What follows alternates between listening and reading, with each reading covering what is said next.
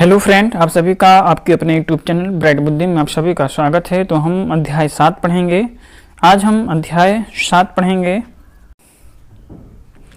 अध्याय 7 में भारत के पड़ोसी देश के बारे में जानेंगे, जो कि बहुत ही इम्पोर्टेंस होने वाला ये वीडियो है। भारत के पड़ोसी देश, जैसे कि अध्याय 7 है, जैसे कि पहला पढ़ा जाएगा नेपाल। एग्जाम की दृष्टि से बहुत ही इम्पोर्टेंस है भारत के पड़ोसी देश, जो कि बीपीएससी तैयारी 4.0 के लिए बहुत ही महत्वपूर्ण वीडियो होने वाला है। अगर आप इससे पहले अध्याय 6 तक नहीं देखे हैं तो प्लेलिस्ट में जाकर के SCERT बिहार बोर्ड क्लास 9 भूगोल की बुक की हम एनालिसिस जाकर के प्लेलिस्ट में देख सकते हैं। वीडियो अच्छा लगे तो लाइक कमेंट शेयर जरूर कीजिए अपने हित में दोस्तों के साथ। जो पहली बार देख रहे हो चैनल को जरूर सब्सक्राइब करके बेल घंटी दबाएंगे। तो आज का हमारा पहला टॉपिक है भारत के पड़ोसी देश में नेपाल के बारे में जानेंगे। तो जो सबसे पहले नेपाल का परिचय है कि नेपाल जो है भारत का एक पड़ोसी देश। यहाँ हमें आने जाने में अन्य देशों की तरह वीजा या अंतर्राष्ट्रीय आवागमन आदेश लेने की जरूरत नहीं पड़ती है। हमारा यह पड़ोसी देश भारत के उत्तर में अवस्थित है और ग्लोब पर नेपाल जो है 26 डिग्री 20 मिनट से 30 डिग्री 10 मिनट उत्तरी अक्षांश तथा 80 डिग्री 15 मिनट से 88 डिग्री 10 मिनट पूर्वी देशांतर रेखाओं के बीच देखा जा सकता है। यह देश चारों तरफ स्थल से घिरा है, अतः हमें इसे मध्यस्थ देश या स्थल रुद्ध देश भी कह सकते हैं, या ये मध्यस्थ देश भी कहते हैं। नेपाल के तिब्बत में चीन स्थित है, जिसके बीच महान हिमालय दीवार जैसा खड़ा है और अन्य 3 तरफ से भारत के राज्य पड़ते हैं। नेपाल के पूर्व में सिक्किम, पश्चिम बंगाल, पश्चिम में उत्तराखंड तथा दक्षिण में बिहार एवं उत्तर प्रदेश राज्य स्थित है। मौर्य शासनकाल में बौद्ध संस्कृति का मुख्य केंद्र लुम्बिनी नेपाल में ही स्थित है। यहाँ पर गौतम बुद्ध का जन्म स्थल भी है। नेपाल की राजधानी काठमांडू में भगवान पशुपति नाथ का मंदिर हिंदुओं का महान तीर्थ स्थल है, जहाँ शिवरात्रि के दिन विशाल मेला का आयोजन होता है। और नेपाल का कुल क्षेत्र फल जो है ये 1,40,797 वर्ग किलोमीटर तथा जनसंख्या 2.76 करोड़ 2005 ईस्वी में था। संस्कृति एवं स्थलाकृति। हिमालय की उत्पत्ति के साथ ही नेपाल की संरचना का संबंध अवसादी चट्टानों के भूदाब के कारण वलन से बने भू आकृतिक नेपाल की विशेषता है। यहाँ धरातल के पास मुलायम चट्टान तथा धरातल के नीचे कठोर चट्टानें पाई जाती हैं। अधिकतर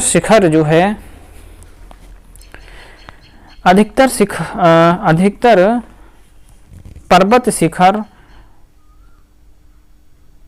आग्नेय तथा प्रावर्तित चट्टानों से बनी हुई है। ये यहाँ पर हम देख सकते हैं नेपाल का मानचित्र है। नेपाल राजनीतिक एवं भौतिक यहाँ पर इसके मानचित्र हैं। सीनगढ़ी और नामजा दर्रा जो यहीं पर पाया जाता है। आप इसका स्क्रीनशॉट ले सकते हैं। स्थलाकृति के आधार पर नेपाल को 3 भागों में विभक्त किया गया है। पहला, दक्षिण का उपजाऊ तराई प्रदेश, जो देश के दक्षिण भाग में भारत की सीमा से सटा है। इस भाग की औसत ऊंचाई 300 मीटर है। घने वन एवं लंबी घासें इस क्षेत्र की विशेषता है। दूसरा, मध्य का पहाड़ी प्रदेश, जिसमें भारत लेक तथा चुरे की पहाड़ियाँ सम्मिलित हैं। यह भाग समुद्र से 500 से 1500 मीटर तक ऊंचा है। इसमें अनेक घाटी छोटी पहाड़ियाँ जो कि शंकुधारी वृक्षों से भरे हैं। इस क्षेत्र के उत्तरी भाग में शिवालिक की पहाड़ी है। यहाँ अनेक घाटियाँ, जिसमें काठमांडू की घाटी अपने सौंदर्य के लिए प्रसिद्ध है। तीसरा भाग हिमालय श्रेणी प्रदेश है। ये प्रदेश नेपाल के उत्तरी भाग पर फैला है और इस क्षेत्र में अनेक ऊंचे ऊंचे पर्वत शिखर हैं, जो पर्वतारोहियों को आकर्षित करते हैं। विश्व का सर्वोच्च शिखर माउंट एवरेस्ट है, जिसकी ऊंचाई 8,848 मीटर है। नेपाल तिब्बत सीमा पर अवस्थित है। स्थानीय लोग इस चोटी को सागरमाथा के नाम से पुकारते हैं। यहाँ स्थित सभी पर्वत शिखर सालों भर हिमांचित रहते हैं तथा अनेक सदावाहित नदियों का यह जन्म स्थल है। यहाँ की अन्य मुख्य शिखरों में मकाऊ जो 8,463 मीटर, मेजून 7,139 मीटर और गौरी शंकर 7,134 मीटर संसार के ऊंचे पर्वतों में अपना स्थान रखते हैं। माउंट एवरेस्ट सहित हिमालय श्रेणी साहसिक अभियानों का केंद्र रहा। पर्वतारोहण के लिए विश्व प्रसिद्ध है। नेपाल के अन्य शिखरों में अन्नपूर्णा, धौलागिरी और नेप्यू मुख्य है। जलवायु विशेषता, यहाँ पे अन्नपूर्णा और धौलागिरी और जो नेप्यू है ये कहाँ, ये नेपाल के ही शिखर हैं तथा ये नेपाल में ही पाया जाता है। आप इसे ज़रूर ध्यान दीजिएगा क्योंकि यहाँ से ये है मैच करने के लिए अक्सर पूछा जाता है। जलवायु विशेषताएं, नेपाल की जलवायु शीत प्रधान है। जहाँ की जलवायु यहाँ की भू आकृतियों से प्रभावित है। दक्षिण के तराई वाले भाग को छोड़ करके सभी स्थानों पर तापमान कम रहता है क्योंकि 75% भूभाग की ऊंचाई समुद्र तल से काफ़ी ऊंचा है। काठमांडू का तापमान जाड़े में 2 डिग्री सेल्सियस से भी नीचे चला जाता है जबकि गर्मी में 30 डिग्री सेल्सियस तक पहुंच जाता है। यहाँ का वार्षिक औसत तापमान जो है यह 10 डिग्री सेल्सियस है। यह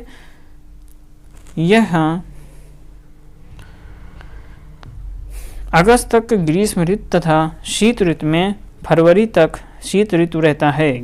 गर्मी में मानसूनी हवाओं से नेपाल के पूर्वी भाग में 200 सेंटीमीटर तथा पश्चिमी भाग में 100 सेंटीमीटर सालाना वर्षा होती है। जाड़े में देश के उत्तरी भाग में हिमपात होते हैं तथा शीतकालीन चक्रवातीय वर्षा भी होती है। जल प्रवाह, नेपाल में पूर्व से पश्चिम 3 प्रमुख नदी तंत्र का क्रम में है क्रमशः जैसे कि कोसी, गंडक, घाघरा नदी। नेपाल में पूर्व से पश्चिम 3 प्रमुख नदी तंत्र का क्रम है। कौन कौन से? कोसी नदी, गंडक और घाघरा नदी। यहाँ की सबसे लंबी नदी करनार नाली यहाँ की सबसे लंबी नदी है। कहाँ की? नेपाल की। जो घाघरा की सहायक नदी है तथा पश्चिम नेपाल में बहती हुई भारत में प्रवेश करती है। मध्य नेपाल में गंडक, जिसे यहाँ नारायणी नदी भी कहते हैं, गंडक को नारायणी नदी कहा जाता है तथा पूर्वी नेपाल में कोसी को सप्तकोशी कहते हैं। सभी नदियाँ उत्तर से दक्षिण प्रभावित होकर के भारत की सीमा में प्रवेश करती हैं। ढलवा भूमि होने के कारण इन नदियों में तीव्र प्रवाह होती है जिससे कि अपरदन की समस्या बनी हुई है, किंतु जल विद्युत उत्पादन की भारी संभावना प्रदान करती है। वनस्पति एवं मृदा एवं वनस्पति, नेपाल की तराई एवं घाटियों में जल मिट्टी पाई जाती है। निचले पर्वतीय ढालों में लेटराइट तथा मध्य पर्वतीय प्रदेश में अनउपजाऊ भूरी पॉडजोल मिट्टी पाई जाती है। पर्वतीय प्रदेश की मिट्टियाँ भू क्षरण की समस्या से ग्रस्त हैं। नेपाल के 25.4% भूमि पर वन, 13% पर चारागाह फैला है। तराई क्षेत्र में उष्णकटिबंधीय चीड़ रहित वन एवं मानसूनी वन पाए जाते हैं। सदाबहार चौड़ी पत्ती के वन 1200 से 2400 मीटर की ऊंचाई तक पाए जाते हैं। इस प्रकार सदाबहार शंखुधारी वन 2400 से 4000 मीटर तक की पाई जाती है। इसके ऊपर पर्वतीय चारागाह मिलते हैं जहां जनसंख्या की वृद्धि के कारण वनों की कटाई ने पर्यावरणीय समस्या उत्पन्न कर दिया है। यहाँ के वनों में हाथी, बाघ, भालू, बंदर, हिरन, खरगोश आदि वन्यजीव पाए जाते हैं। वस्तुतः नेपाल जैविक विविधता का भंडार गृह है। कृषि, नेपाल में जीवन प्रवाह या जीवन निर्वाह कृषि के साथ साथ पशुपालन भी व्यवसाय है। यहाँ 18% भूभाग पर खेती होती है। वही मुख्य खाद्यान्नों में चावल, मक्का, गेहूँ, ज्वार, बाजरा आदि है। व्यापारिक फसलों में जूट, गन्ना, फल, तंबाकू, चाय, कपास मुख्य है। देश के कुल कृषि उत्पादन का 70% भाग अकेले पूर्वी तराई प्रदेश में या प्रदेश से आता है। काठमांडू घाटी में सघन कृषि होती है जिससे चावल तथा फल और सब्जी की कृषि मुख्य है। खनन एवं उद्योग तथा अर्थव्यवस्था पर प्रभाव, नेपाल में खनिजों का अभाव है। अभ्रक यहाँ मुख्य खनिज है। अल्प मात्रा में लिग्नाइट, तांबा, कोबाल्ट आदि भी मिलते हैं। शक्ति के साधन के रूप में भारत के सहयोग से देवी घाट जल विद्युत परियोजना चालू किया गया। यहाँ जल विद्युत कपास की असीम संभावनाएं हैं, किंतु इसका विकास नहीं के बराबर हुआ है। औद्योगिक दृष्टि से नेपाल एक पिछड़ा देश है। यहाँ बड़े उद्योगों की स्थापित होने वाले कारखानों का अभाव है। यहाँ कृषि एवं वन आधारित उद्योगों का विकास किया जा रहा है। यहाँ सूती वस्त्र, चीनी, जूट, चमड़ा, वनस्पति तेल, तंबाकू, दियासलाई, कागज तथा लुगदी इत्यादि का निर्माण होता है। सीमेंट तथा कृषि उपकरण भी बनाए जा रहे हैं। यहाँ के प्राकृतिक सौंदर्य, धार्मिक स्थल, पर्वतारोहण सैलानियों को आकर्षित करते हैं। यहाँ पर्यटन उद्योग का तेजी से विकास हो रहा है। व्यापार, नेपाल का व्यापार खनन एवं उद्योग में हो रही वृद्धि के कारण नेपाल के विदेश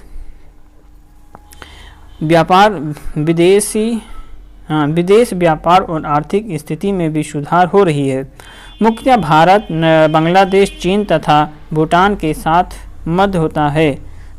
साथ होता है। यहाँ से सूती एवं ऊनी वस्त्र, खाद्य पदार्थों तथा जड़ी बूटी का निर्यात किया जाता है। भारी मशीनें, बिजली के सामान, वाहनों का आयात किया जाता है। मध्यस्थ देश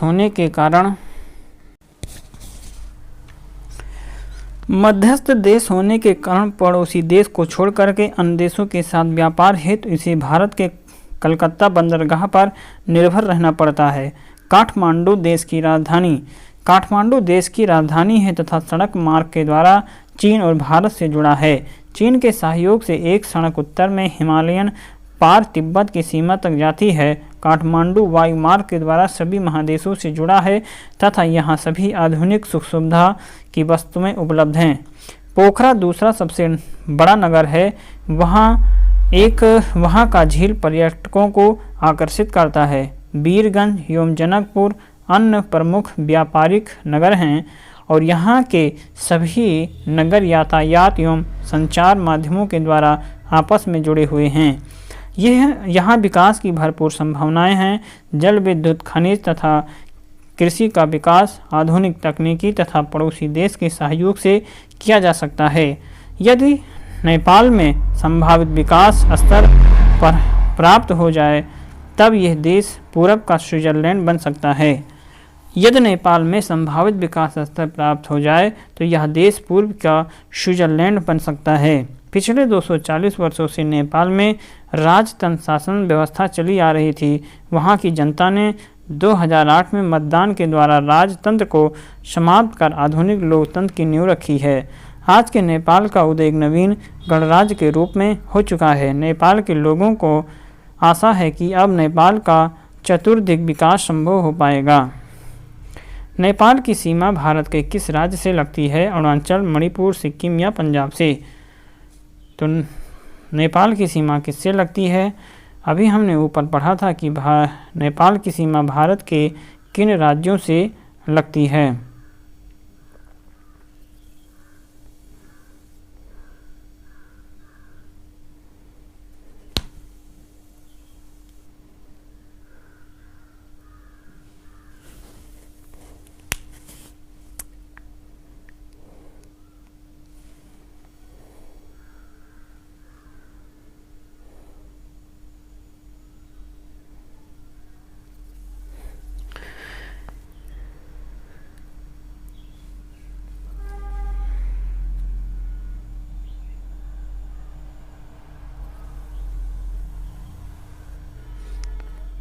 तो नेपाल की भारत सीमा के किस राज्य से मिलती है? तो ये आप कमेंट बॉक्स में बताएंगे।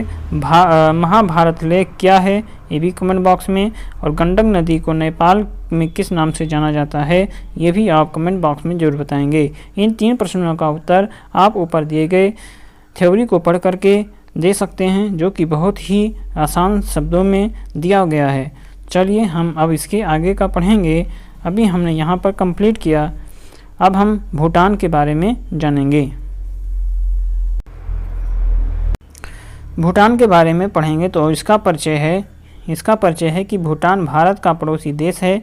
यह एक पर्वतीय देश है जो पूर्वी हिमालय के मध्य अवस्थित है। भूटान 26 डिग्री 45 मिनट एवं 28 डिग्री 20 मिनट उत्तरी अक्षांश तथा 89 डिग्री 45 मिनट एवं 92 डिग्री 5 मिनट पूर्वी देशांतर के मध्य विस्तृत है।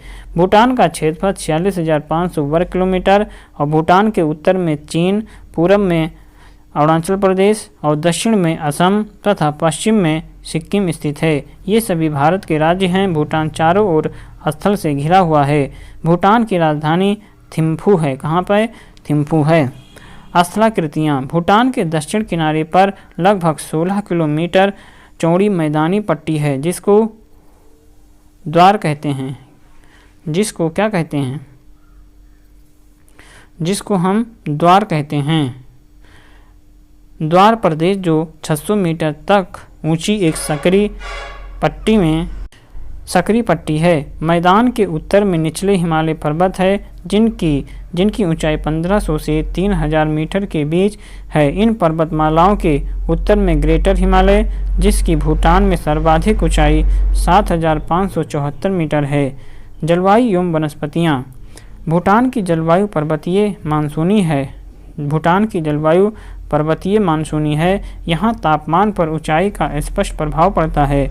वर्ष भर कठोर सर्दी पड़ती है। जनवरी का औसत तापमान 4 डिग्री सेल्सियस या 4 डिग्री सेंटीमीटर तथा जुलाई का 17 सेंटीमीटर रहता है। 17 डिग्री सेंटीमीटर। वर्षा देखा जाए 185 सेंटीमीटर से अधिक मई से सितंबर के मध्य होती है। वार्षिक वर्षा का औसत 250 सेंटीमीटर होता है। क्या आप जानते हैं भूटान की जलवायु किस प्रकार की है? कि यदि तुम्हारे परिवार से अथवा पड़ोस से कोई व्यक्ति भूटान गए हों तो अपने पुस्तक के अलावे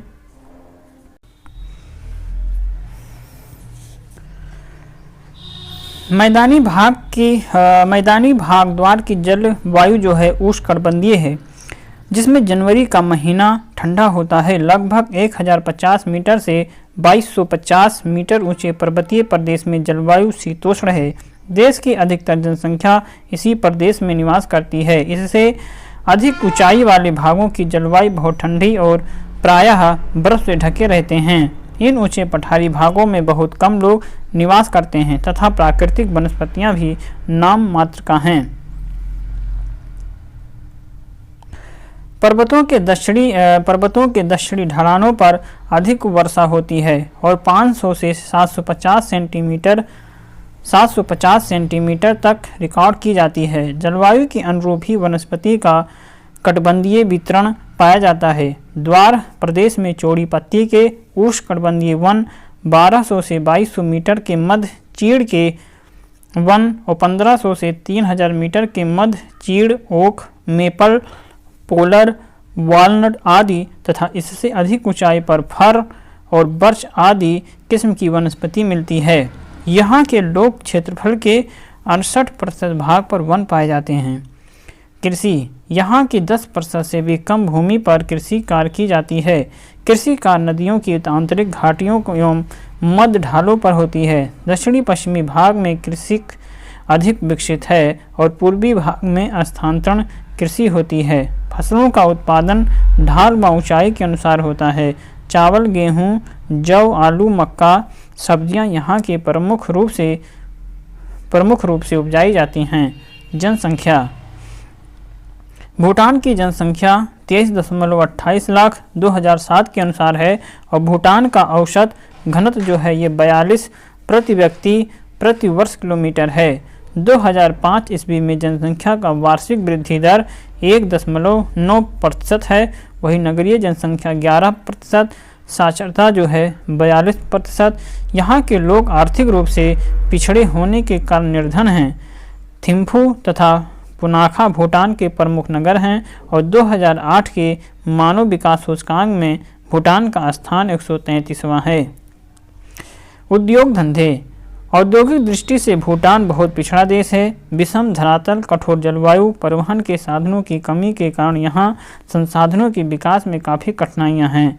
लघु तथा कुटीर उद्योगों का विकास यहाँ हुआ है। यहाँ प्लाईवुड, पैकेजिंग, डिस्टिलरी, रेजिन, तारपीन के तेल के उद्योग स्थापित हैं। यहाँ पर्यटन उद्योग का विकास तेजी से हो रहा है।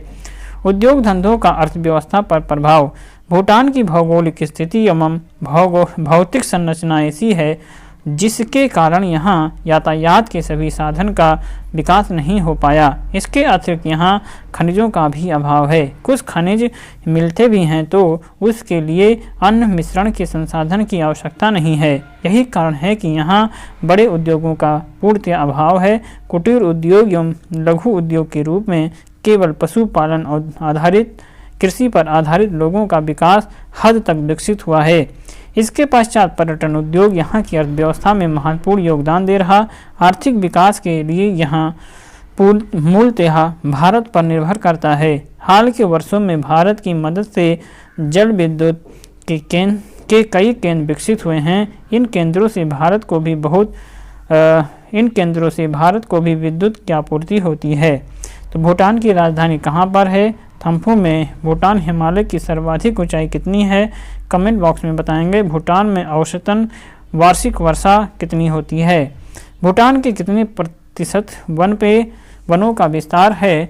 कमेंट बॉक्स में ज़रूर बताएं। और भूटान की साक्षरता दर कितनी है? ये भी आप वीडियो को देख करके इन प्रश्नों का उत्तर दे सकते हैं।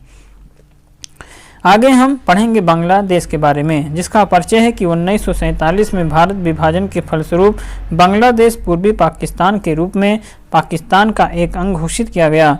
लेकिन 17 दिसंबर 1971 ईस्वी को बांग्लादेश के नाम से यह एक सार्वभौम स्वतंत्र देश घोषित हुआ।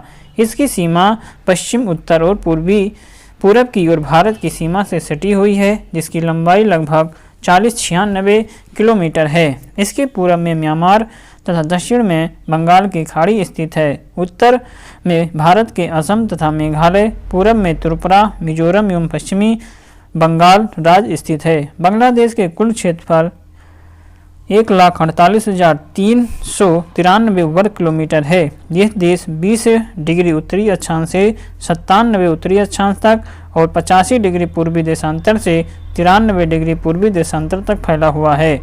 जनसंख्या के दृष्टिकोण से बांग्लादेश एशिया का 5वां सबसे बड़ा राष्ट्र और बांग्लादेश की जनसंख्या करीब 15 करोड़ 2006 के अनुसार है। यहाँ 880 व्यक्ति प्रति वर्ग किलोमीटर घनत्व है और देश की 98% जनसंख्या बंगाली समुदाय की है। शेष लोग जनजातीय हैं। लगभग 83% जनसंख्या मुसलमानों की है। संरचना एवं स्थलाकृतियाँ। बांग्लादेश डेल्टाई प्रदेश हैं जो विश्व के सबसे बड़े डेल्टा अर्थात गंगा ब्रह्मपुत्र डेल्टा के मध्य स्थित है। इस मैदानी देश के अधिकतर भाग की ऊंचाई समुद्र तल से 25 मीटर से भी कम है। डेल्टा क्षेत्र में नदियों की ढाल बहुत कम है, जिसके कारण आसपास के भागों में पानी भरा जाता है। मैदान प्रतिवर्ष नदियों के द्वारा लाई गई मिट्टी की परतों से बने हैं, जिसके परिणाम स्वरूप भूमि अत्यंत उर्वरक है। तटवर्ती क्षेत्र दलदली क्षेत्र है। डेल्टा क्षेत्र में तट के पास नदियों के द्वारा जमा की गई मिट्टी के कारण अनेक छोटे छोटे टापू बन गए हैं। ये बांग्लादेश के पूर्वी तट पर स्थित कॉक्स बाजार विश्व का सबसे बड़ा बलुई बीज है और बांग्लादेश को 9 भू आकृतिक प्रदेशों में बांटा जा सकता है। चटगांव तथा सिलहट की पहाड़ियाँ, प्राचीन जड़ोड़ वेदिकाएँ, टिपरा धरातल, रेतीली जड़ोड़ पंख प्रदेश और मोरी बंद डेल्टा, स्थिर डेल्टा, दलदली गर्त, गुप्तिन नदीय ज्वार भूमि और ज्वारीय डेल्टा। ये पर्वतीय क्षेत्र में बांग्लादेश के पूर्वी तट पर ये बाजार विश्व के सबसे बड़े बलुई कॉक्स बाजार विश्व का सबसे बड़ा बलुई बीच है। पर्वतीय क्षेत्र में सिर्फ पूर्वी तथा दक्षिणी पूर्वी भाग आते हैं और चटगांव तथा सिलहट क्षेत्र में कम ऊंचाई के श्रृंखलाओं का विस्तार पाया जाता है। ये पहाड़ियाँ समुद्री तल से औसतन 200 से 300 मीटर तक की ऊंचाई वाली हैं। इन पहाड़ियों के मध्य पर्वतीय दर्रे हैं। जल प्रवाह। बांग्लादेश में नदियों का जाल बिछा है। ये नदियाँ एक ओर से परिवहन में मदद करती हैं तो दूसरी ओर बाढ़ से तबाही भी लाती हैं। यहाँ के जनजीवन पर नदियों की गहरी छाप पड़ी, इसीलिए ये नदियाँ बांग्लादेश के लिए जीवन रेखा की भांति हैं। बांग्लादेश में बहने वाली प्रायः सभी नदियां बंगाल की खाड़ी में गिरती हैं। यहाँ की मुख्य नदियां गंगा, पद्मा, मेघना, सुरमा, ब्रह्मपुत्र इत्यादि हैं। गंगा, मेघना तथा ब्रह्मपुत्र में प्रायः बाढ़ आया करती है और ब्रह्मपुत्र को बांग्लादेश में जमुना कहा जाता है। गंगा और ब्रह्मपुत्र की संयुक्त धारा पद्मा कहते हैं और निक्षेपण कार्य की अधिकता और मंद ढाल के कारण नदियां अक्सर अपनी दिशाएं बदल लेती हैं। जलवायु विशेषताएं।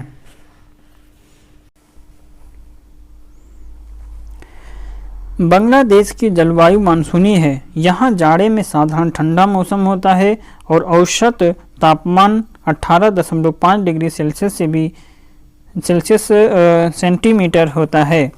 गर्मी में बहुत गर्मी पड़ती है और गर्मी ऋतु का औसतन तापमान 38 डिग्री सेंटीमीटर और हिमालय पर्वतीय शिखरों के उत्तर में स्थित होने के कारण जलवायु सम रहती है। बांग्लादेश में वर्षा अधिक होती है और वर्षा का वार्षिक औसत 200 से 500 सेंटीमीटर तक है।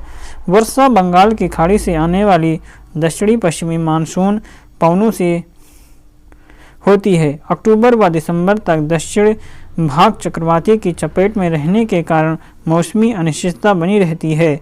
उन दिनों ज्वारीय लहरें तटीय भाग से होकर के भीतर प्रवेश कर जाती हैं और जान माल की अपार क्षति पहुंचती है। इन तूफानों को कालवैसाखी भी कहते हैं। वर्षा का औसत प्रत्येक स्थान पर बराबर नहीं है। सबसे अधिक वर्षा पूर्वी भाग में होती है। मृदा एवं वनस्पति। बांग्लादेश मुख्यतः मैदानी देश है, जहाँ प्रति वर्ष बाढ़ के बाद नई मिट्टी की परत भिजती रहती है, जिसके कारण इसके एक बड़े भाग पर उपजाऊ दोमट मिट्टी मिलती है, जो इसका सबसे महत्वपूर्ण संसाधन है।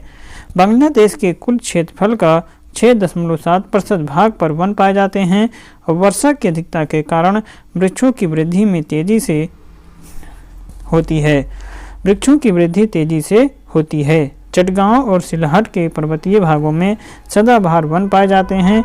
इन सदाबहार वनों में बांस की प्रधानता है। दक्षिणी डेल्टाई प्रदेश में दलदली वन मिलते हैं, जिससे सुंदरी वृक्षों की प्रधानता है। इन वनों को सुंदरवन भी कहते हैं। इसी वन में विशाल प्रसिद्ध या विश्व प्रसिद्ध बंगाल टाइगर पाए जाते हैं। मैदानी भागों में कहीं कहीं घास भी पाई जाती है।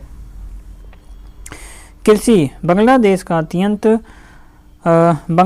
का अर्थतंत्र कृषि पर टिका है और देश की 80% जनसंख्या कृषि कार्य में लगी हुई है। कृषि का सकल घरेलू उत्पाद या जीडीपी लगभग 1/3 योगदान है और देश के लगभग 63% भूमि पर कृषि कार्य किया जाता है, जहां फसलोत्पादन, पशुपालन, मछली पकड़ना, वानिकी प्रमुख आर्थिक क्रिया है। समस्त रोजगार का 81%, विदेशी व्यापार से प्राप्त आय का 80% तथा राष्ट्रीय उत्पाद का 50% से अधिक कृषि से ही प्राप्त होता है।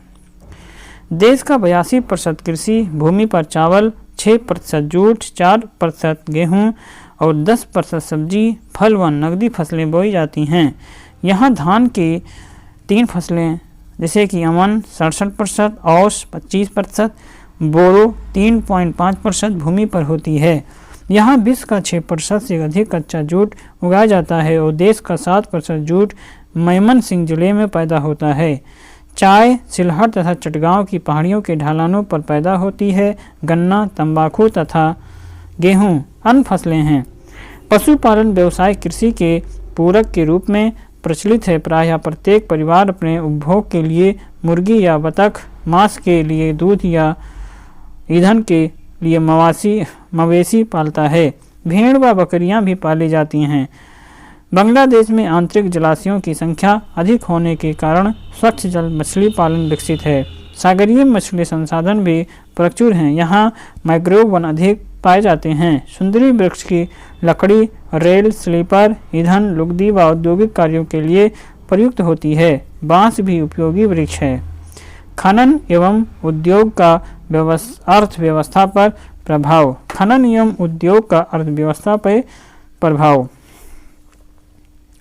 बांग्लादेश जो है, बांग्लादेश खनिज संसाधन के दृष्टिकोण से निर्धन है। यहाँ पर खनिज भंडार की कमी है। इस देश में मिलने वाले प्रमुख खनिज कोयला, चूना पत्थर, नमक, कांच की बालू, लोहा, प्राकृतिक गैस है। जमालपुर तथा फरीदपुर क्षेत्र में कोयला मिलता है, लेकिन उच्च किस्म का नहीं। प्राकृतिक गैस सिलहट, तिरपरा तथा रसीदपुर क्षेत्र में प्राप्त की जाती है। तितास में पाइपलाइन के द्वारा ढाका भेज दिया। तितास में प्राकृतिक गैस का उत्पादन होता है, जो पाइपलाइन के द्वारा ढाका भेजी जाती है। चटगांव में तेल शोधन का एक प्रमुख कारखाना है। बांग्लादेश में आधुनिक उद्योग धंधों का अधिक विकास नहीं के बराबर हुआ, इसीलिए यहाँ की अधिकांश जनसंख्या कृषि पर निर्भर है। राष्ट्रीय उत्पाद का केवल 10% उद्योगों से प्राप्त होता है। 10% से कम आबादी औद्योगिक कार्यों में लगी है। बांग्लादेश के प्रमुख उद्योगों कृषि पर आधारित है। मुख्यतः जूट, सूती वस्त्र, कागज, चीनी और मछली उद्योग का विकास हुआ है। संसार का 50% जूट का सामान बांग्लादेश में निर्यात होता है। इसके अतिरिक्त सीमेंट, कांच, उर्वरक, इस्पात, पेट्रोल शोधन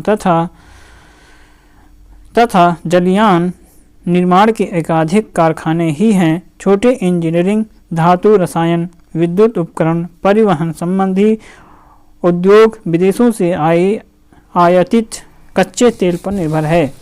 बांग्लादेश जिन वस्तुओं का आयात करता है उनमें खाद्यान्न, तेल, कपड़ा, कोयला, लोहा, इस्पात के सामान और मोटर गाड़ियाँ प्रमुख हैं। इसके प्रमुख निर्यात की जाने वाली वस्तुएं जूट से बने सामान, मछली, खाल, जड़ी बूटियाँ, विद्युत उपकरण एवं इंजीनियरिंग के रूप में इंजीनियरिंग के सामान है। ढाका, चांदपुर, वारीलाल और खुलना आंतरिक नदी बंदरगाह हैं। इसी के साथ नई लेसन भी समाप्त होता है। तो इसके एमसीक्यू देखेंगे कि बांग्लादेश का पूर्व नाम क्या था, भारत के साथ बांग्लादेश की स्थलीय सीमा कितनी है, बांग्लादेश कब स्वतंत्र हुआ और बांग्लादेश एशिया महाद्वीप के किस भाग में है और ब्रह्मपुत्र नदी बांग्लादेश में किस नाम से जाना जाता है। तो ब्रह्मपुत्र को बांग्ला में जमुना कहते हैं। और बांग्लादेश एशिया महाद्वीप के किस भाग में है, एशिया महाद्वीप के किस भाग में है, तो ये पूर्वी में।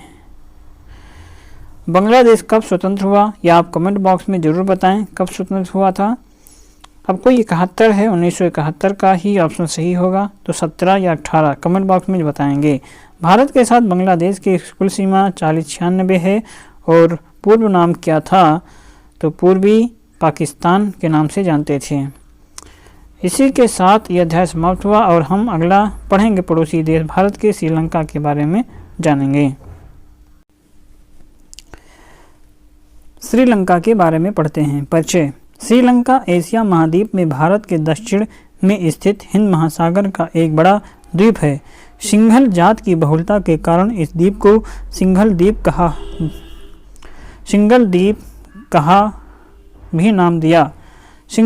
भी नाम दिया गया।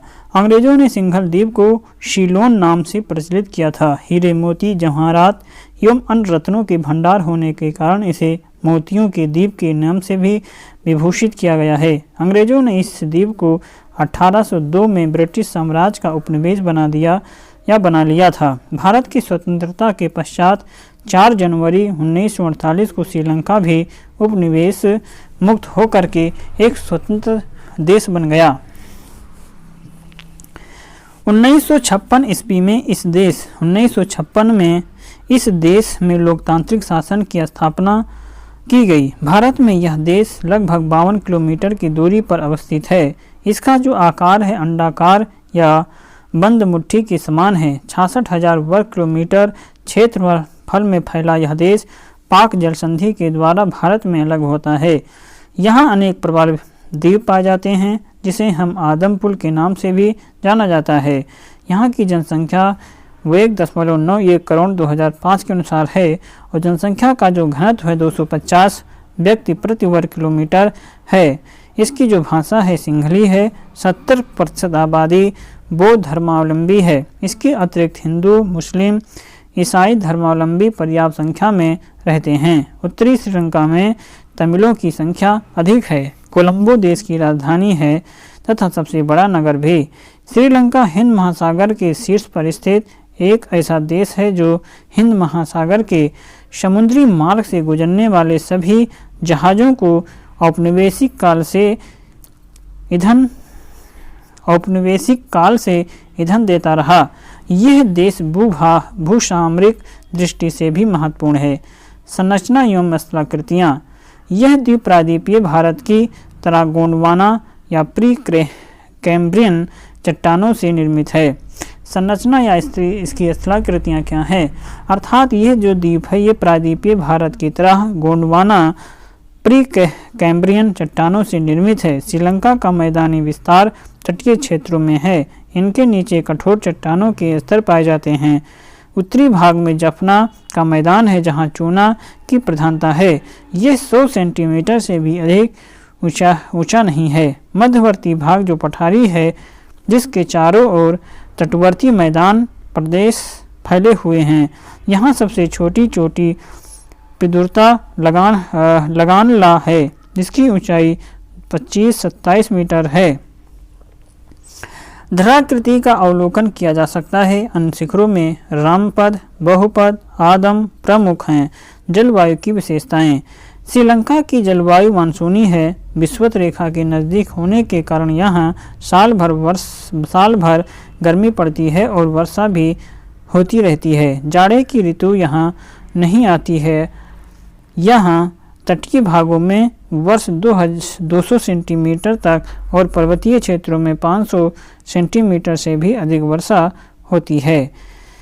यहाँ जाड़े एवं गर्मी की संख्याओं में वार्षिक तापांतर नहीं के बराबर होता है और जाड़े की ऋतु में औसत तापमान 22 डिग्री सेल्सियस से रहता है।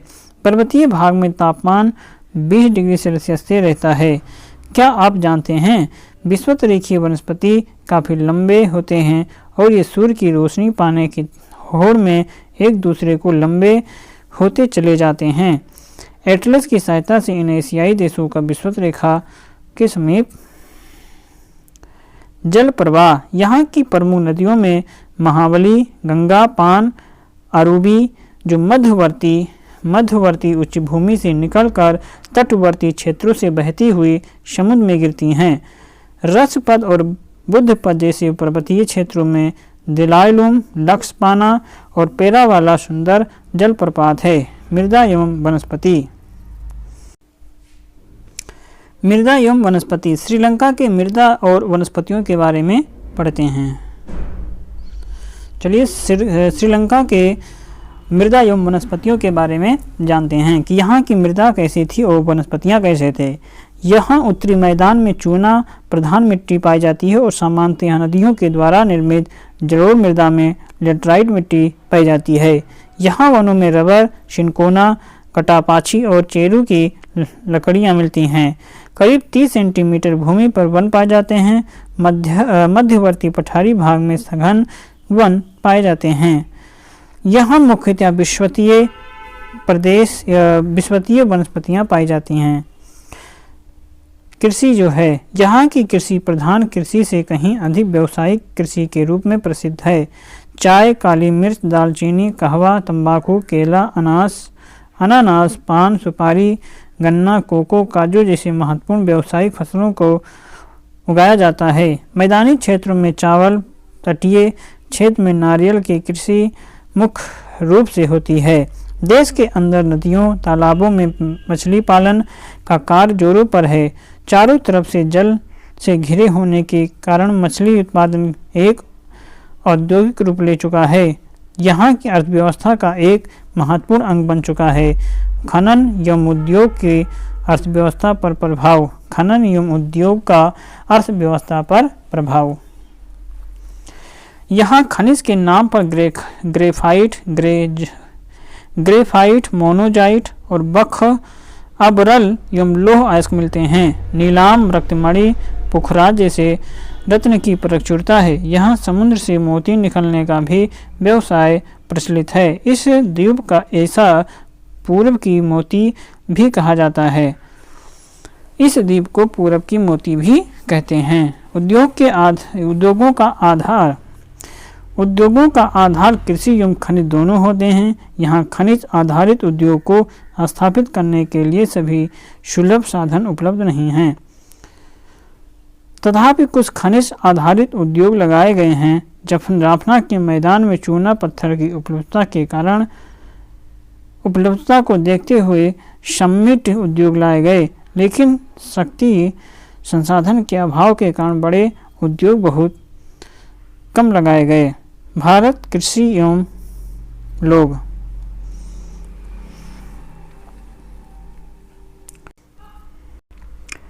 कृषि आधारित उद्योग ही यहाँ की अर्थव्यवस्था का आधार है। यहाँ चाय, खाद्य संस्करण, खाद जैसे चीनी उद्योग, रबर उद्योग, मछली।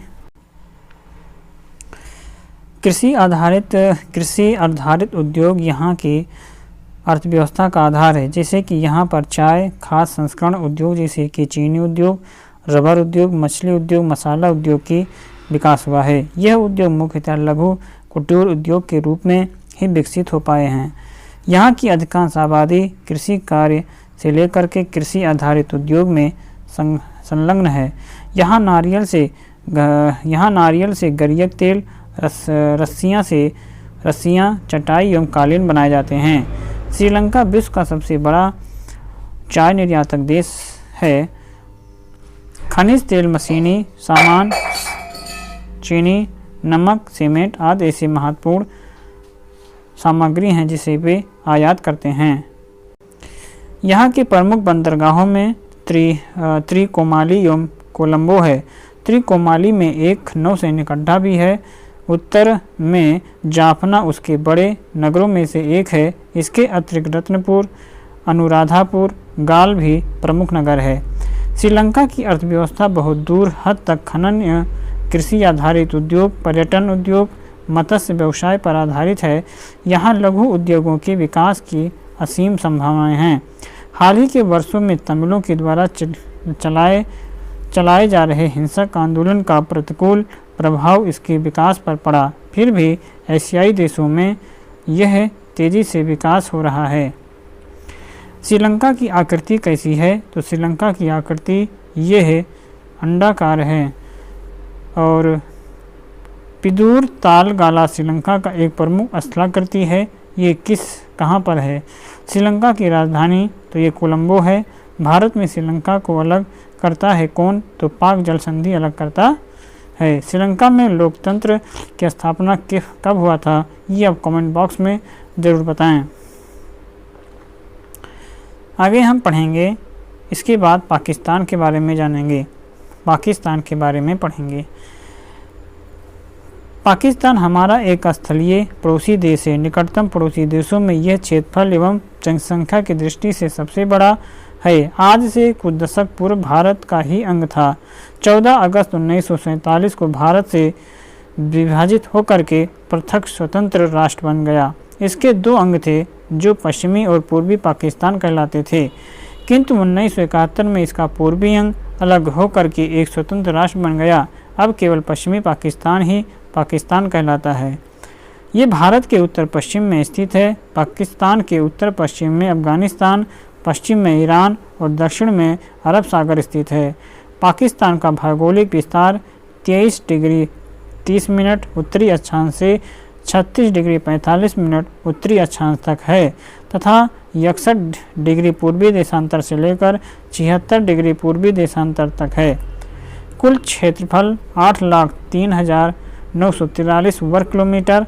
यहाँ की राष्ट्रीय भाषा उर्दू है और इसके अतिरिक्त पंजाबी, सिंधी, पाश्तो, बलोची भी बोली जाती है। सिंध, बलूचिस्तान, पंजाब, उत्तर पश्चिमी सीमा प्रांतों के अतिरिक्त अन्य छोटी छोटी 10 रियासतों में प्रशासनिक दृष्टिकोण से बटा हुआ पाकिस्तान का एक संघीय राज्य है। जनसंख्या एवं नगर। यहाँ की जनसंख्या 15.5 करोड़ 2005 मानव विकास यूएनओ 2008 से अधिक है और प्रति वर्ग किलोमीटर 150 लोग निवास करते हैं। यहाँ मुख्य रूप से इस्लाम धर्म के अनुयायी हैं। पाकिस्तान के प्रमुख नगर इस्लामाबाद, रावलपिंडी, कराची, लाहौर, हैदराबाद, इस्लामाबाद यहाँ की राजधानी है। यहीं से कुछ दूरी पर प्रसिद्ध नगर रावलपिंडी भी है। कराची पाकिस्तान का सबसे बड़ा नगर, लाहौर पाकिस्तान का दूसरा प्रसिद्ध नगर है। स्थलाकृतियाँ। पाकिस्तान की प्राकृतिक बनावट असम है। यहाँ ऊंचे ऊंचे पर्वत भी और पठारी भाग भी हैं। समतल उपजाऊ मैदान का फैलाव है तो रेतों से भरा मरुस्थलीय मैदान भी देखे जा सकते हैं। दक्षिण में समुद्र तटीय मैदान का भी विस्तार है और इसका उत्तरी पश्चिमी भाग सबसे ऊंचा क्षेत्र है, जहां ऊंचाई 3000 मीटर से भी अधिक है। यहीं से पर्वत श्रृंखला का एक प्रमुख श्रृंखला घुमावदार रूप से बिल्कुल दक्षिण तक विस्तृत है, जो वास्तव में हिमालय का ही पश्चिम और दक्षिण विस्तार है। ये श्रेणियाँ यहाँ उत्तर से दक्षिण क्रमशः हिंदकुश, सुलेमान और किरथुर के नाम से प्रसिद्ध हैं। तख्त सुलेमान यहाँ की सबसे प्रसिद्ध चोटी है, जिसकी ऊंचाई 3770 मीटर और यह पश्चिम सीमांत क्षेत्र में पड़ता है। इन पर्वत श्रेणियों में कई दर्रे बने हुए हैं। इनमें खैबर, बोलन, गोमल प्रमुख है। यहाँ का दक्षिण पश्चिमी भाग पठारी है, जो बलूचिस्तान के नाम से प्रसिद्ध है। यहाँ की औसत ऊंचाई 300 से 1000 मीटर है और यह एक शुष्क प्रदेश है, जिसमें कई कटी छटी घाटियाँ और खारे पानी की झील हैं। इसके उत्तरी पूर्वी भाग में पोतवार पठार है। पाकिस्तान के दक्षिणी पूर्वी सीमा पर मरुस्थलीय क्षेत्र हैं। यहाँ कई रेत के टीले स्थित हैं। इसकी संरचना थार मरुस्थल भूमि से मिलती जुलती है। इस मरुस्थलीय भाग के दक्षिण पश्चिमी सिंधु नदी का मैदान है। इस मैदान का निर्माण सिंधु बेसिन में सिंधु और उसकी सहायक नदियाँ के द्वारा लाई गई अवसादों के निक्षेपण से हुआ है। यहाँ प्रत्येक वर्ष नई जलोढ़ मिट्टी का निक्षेप होता है। यहाँ क्षेत्र काफ़ी उपजाऊ है। इस भाग की समुद्र तल से औसत ऊंचाई 150 मीटर है। यहाँ दक्षिणी भाग में डेल्टा का मैदान, समुद्र तटीय मैदान भी फैले हैं। जलवायु। यहाँ की जलवायु मानसूनी एवं उष्ण मरुस्थलीय है। यहाँ गर्मी में बेहद गर्मी और जाड़े में कड़ाके की सर्दी पड़ती है। जाड़े के मौसम में औसत तापमान 7 डिग्री सेल्सियस से भी कम है और उत्तर के पर्वतीय भाग में बर्फ जम जाता है। गर्मी ऋतु में तापमान 45 डिग्री सेल्सियस तक तथा पश्चिम 45 डिग्री सेल्सियस तक पहुंच जाता है। इस समय जैकोबाबाद का तापमान 55 डिग्री सेल्सियस तक पहुंच जाता है। ये पाकिस्तान का ही नहीं वरन एशिया का सबसे गर्म स्थान है। पूर्वी मरुस्थलीय भाग में धूल भरी आंधियाँ चलती हैं और चारों ओर रेत के टीले भी दिखाई पड़ते हैं। यहाँ वर्षा के अभाव वार्षिक वर्षा का औसत मात्र 35 सेंटीमीटर है। जाड़े में चक्रवातों के द्वारा वर्षा होती है और गर्मियों में बंगाल की खाड़ी से आने वाले मानसूनी पवन से वर्षा होती है। यहाँ वर्षा का वितरण एक समान नहीं है। उत्तर के पर्वतीय क्षेत्र में 75 से 80 सेंटीमीटर, पूर्वी मैदान में 35 से 50 सेंटीमीटर, जबकि पश्चिम क्षेत्र में 10 से 25 सेंटीमीटर ही वर्षा होती है। यहाँ की मुख्य नदी सिंधु और इसकी सहायक नदियों में झेलम, चिनाब, रावी, सतलज और ब्यास है। इन्हें पंच नद भी कहा जाता है। यहाँ की मुख्य नदी जो है, इसकी सहायक नदियाँ झेलम, चिनाब, रावी, सतलज और ब्यास हैं। अर्थात इन पांचों को क्या कहा जाता है? पंचनद कहा जाता है और सिंधु को नद के नाम से पुकारा जाता है। सिंधु का उद्गम हिमालय पार से है, जो अपना लंबा सफ़र तय करता हुआ अरब सागर में समा जाता है। इसकी सभी सहायक नदियाँ उत्तर पूर्वी से मैदान के मध्यवर्ती भाग में आकर के इससे मिलती हैं। सिंधु की सहायक नदियों में काबुल नदी भी है, जो अफगानिस्तान होते हुए उत्तर पश्चिम से आकर के सिंधु में मिलती है। पाकिस्तान को सिंधु की देन कहा जाता है। ये सत्य है कि यदि सिंधु पाकिस्तान से अनुपस्थित हो जाए तो पूरा देश पत्थरों और रेगिस्तान का ढेर तुल रह जाएगा। ये सत्य है कि यदि सिंधु जो है पाकिस्तान से अनुपस्थित हो जाए तो पूरा देश जो है पत्थरों और रेगिस्तान का ढेर तुल रह जाएगा। यहाँ की अन्य नदियों में जोब, पसमेल, टोची और चित्राल जो है चित्राल है, ये सभी छोटी नदियां हैं और ये बरसाती हैं। यद्यपि इनकी धाराएं तेज होती हैं किंतु गर्मी में सूख जाती हैं। यहाँ सिंधु एवं अन्य नदियों पर बड़े पैमाने पर बांधों का निर्माण किया जाता है। बांधों का इस प्रकार का विकास संसार में अन्यत्र कम ही मिलता है। बांधों के विकास के द्वारा यहाँ नहरों का जाल विकसित हुआ। यहाँ के प्रमुख बांधों में मंगला, सक्खर, इस्लाम, बारासौक, यहाँ की बड़ी नहरों से ऊपरी चिनाब, निचली चिनाब, ऊपरी झेलम और निचली झेलम और ऊपरी बारी दोआब नहर है। सिंधु एवं इसकी सहायक नदियों के द्वारा कई दोआबों का निर्माण हुआ। इनमें प्रसिद्ध निचला बारी रचना जेच सिंधु सागर दोआब है। सिंधु नदी अपने मुहाने पर डेल्टा का निर्माण करती हैं। दो नदियों के बीच की भूमि को दोआब कहा जाता है। प्राकृतिक स्वरूप एवं जलवायु किसी भी क्षेत्र की मिट्टी एवं वनस्पति को प्रभावित करती है। यहाँ उत्तर पूर्व में नई एवं पुराने जोड़ मिट्टियों का फैलाव है जो काफ़ी उपजाऊ है, जो उत्तर पश्चिम और मध्य पश्चिम में पथरीली मिट्टियाँ पाई जाती हैं।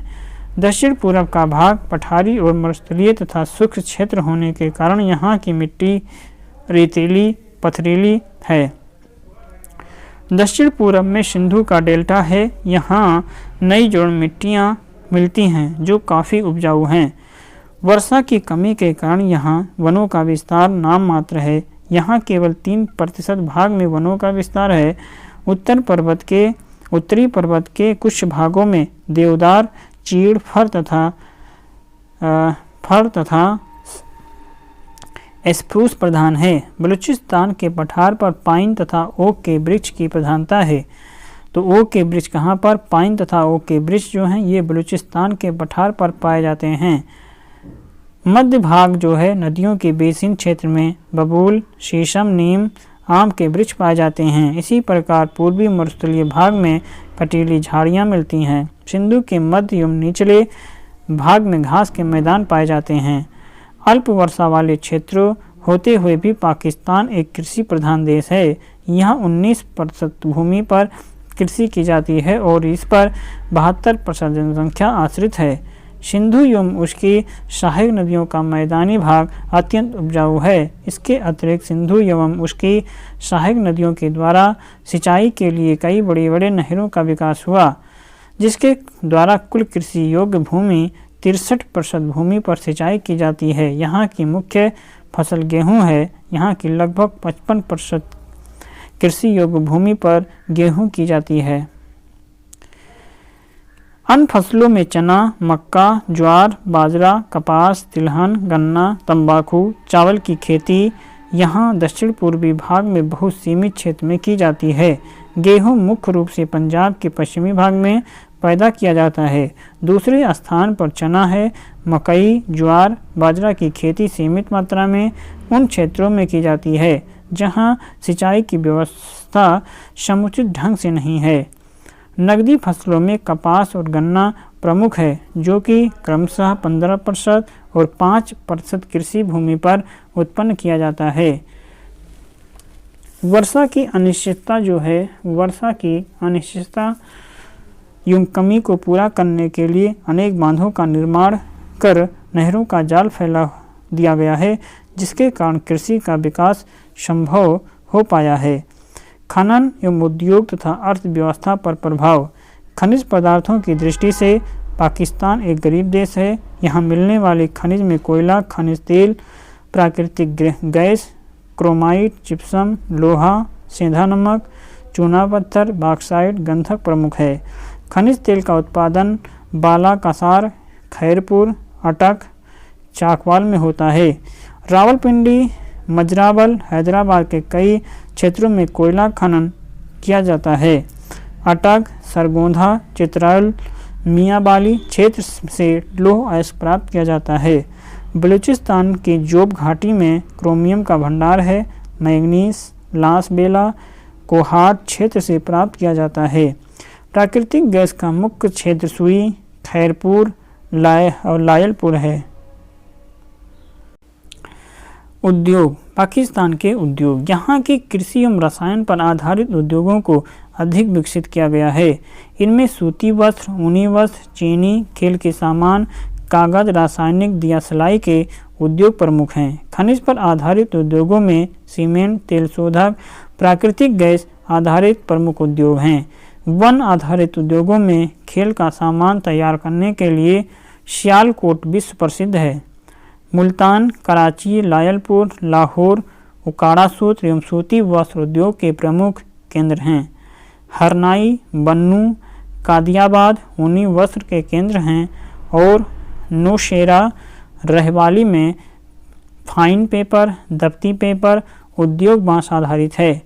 चारसद्दा, मारदान, औहराबाद में चीनी की मिलें स्थापित हैं। मारदान जो पेशावर में एशिया की सबसे बड़ी चीनी मिल है। कराची, हैदराबाद, दाऊद खेल, बाह, रोरी में सीमेंट उद्योग का विकास हुआ है। दाऊद खेल में रसायन पदार्थ बनाने का सबसे बड़ा केंद्र है। इसके अतिरिक्त नौशेरा, लायलपुर, हरीपुर में कास्टिक सोडा, गंधक, तेजाब, रासायनिक और डीडीटी, रेजिन, पेनिसिलिन रंग बनाए जाते हैं। कराची के मोरगाह में तेल शोधन और सुई में गैस आधारित उद्योग स्थापित हैं। गुहरा में परमाणु शक्ति उत्पादन केंद्र स्थापित है। यहाँ निर्यात की अपेक्षा आयात अधिक होता है। विदेशी व्यापार मुख्य रूप से संयुक्त राज्य America, great Britain, Germany, Japan, Iran, Bharat, Canada, चीन, रूस के साथ होता है। यहाँ मशीन, रेल इंजन, रेल के डिब्बे, जलयान, वायु, ट्रैक्टर, लोह, अयस्क, कोयला, चाय, कागज, पानी, चावल इत्यादि आयात करता है। एवं कपास, खाल, चमड़ा, फल, तंबाकू, कागज, चमड़े के जूते निर्यात करता है। यहाँ से अधिकांशतः ग्रेट ब्रिटेन से संयुक्त राज्य अमेरिका, चीन को सामान निर्यात होता है। पाकिस्तान का सबसे बड़ा हवाई अड्डा कौन सा है? आप कमेंट बॉक्स में बताएंगे। फिर इसके बाद आता है खेल का सामान बनाने में विश्व प्रसिद्ध कौन है? तो कमेंट बॉक्स में पाकिस्तान की सबसे प्रसिद्ध चोटी सुलेमान की ऊंचाई कितनी है? सिंधु नदी बहती है तो कहाँ पर बहती है? इसी के साथ यह अध्याय समाप्त होता है भारत के पड़ोसी देश। तो चलिए ये अध्याय समाप्त होता है, तो हम मिलेंगे नए अध्याय में। वीडियो अच्छा लगे तो लाइक कमेंट शेयर जरूर कीजिए अपने हित में दोस्तों के साथ, और जो पहली बार देख रहे हो चैनल को जरूर सब्सक्राइब करके बेल घंटी दबाएं। तो तब तक आप पढ़ते रहें, मस्त रहें। नमस्कार।